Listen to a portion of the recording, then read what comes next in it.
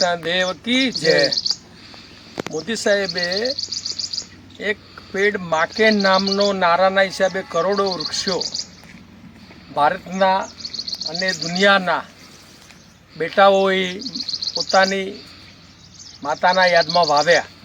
પણ ઓપરેશન સિંદૂર પછી દરેક ઘરે એક સિંદૂરનો છોડ વવાય એવી ગ્રીન ગ્લોબલ બ્રિગેડ અને દેશને પણ એક લાગણીના માન આપીને આજે અમે આ અભિયાન શરૂઆત કરીએ છીએ। આ સિંદૂરનો છોડ આ ઋષિવન હું નવું બનાવું એક રૂમના મારા ઘરમાં ની આગળ હું આજે આ વૃક્ષ વાવી રહ્યો છું।